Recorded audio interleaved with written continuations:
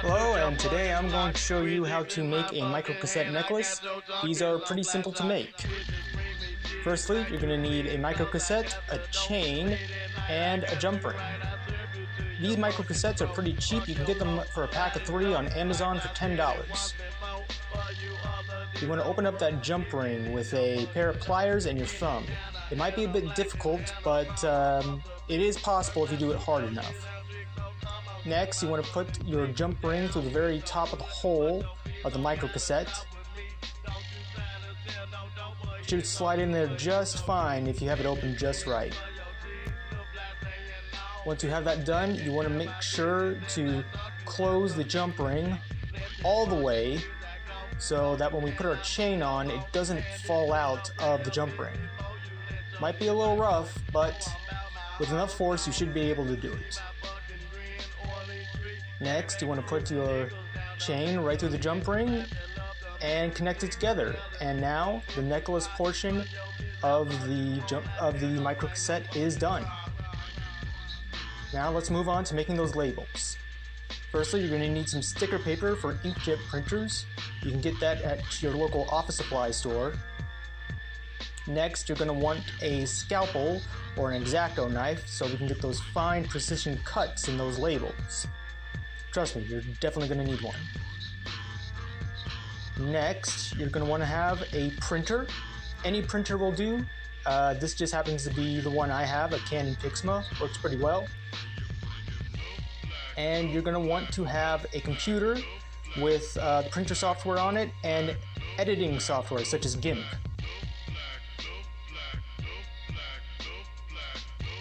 This awesome person on the Tapeheads forum went ahead and made some microcassette labels. You can find the link to this in the description. You want to go ahead and click that link in there, and you want to get this microcassette label blank. Download that and make your design in whatever your favorite imaging software is. This is a design I've made, and this is the one that I'm going to use today as an example. You want to make a new document after you've made your design, and you want to set it to inches and put in 8.5 by 11 inches.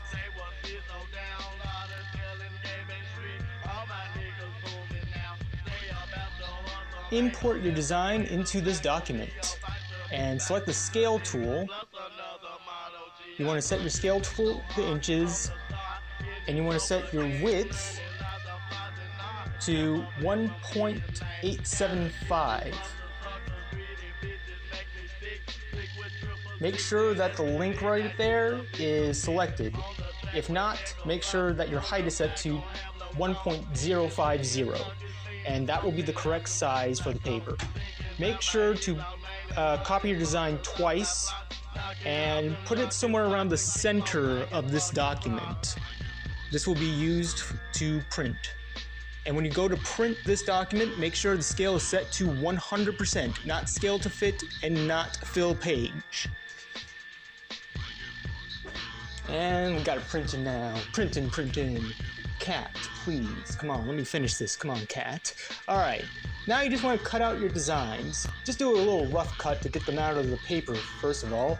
It shouldn't take too long to do that. Snippy snip. I got both of them clipped out already. And now you want to use your X-Acto knife to do the rest of the work. I don't have the footage of this, but I do have the before and after. As you can see right here, it's nice and finely cut. Now we move on to taking, I forgot, sets. Might take a minute to get them off. It's definitely going to leave some residue most of the time, but if you take it off gently enough, you there shouldn't be any residue left on it. I clearly did not do that here. I was doing it as quickly as possible, so I left a whole bunch of residue that I had to go back and scrape off. Ooh, that was not fun. but it should look like this once you get all the residue and the label off. All that's left now is to apply those labels. And we're going to go ahead and do that.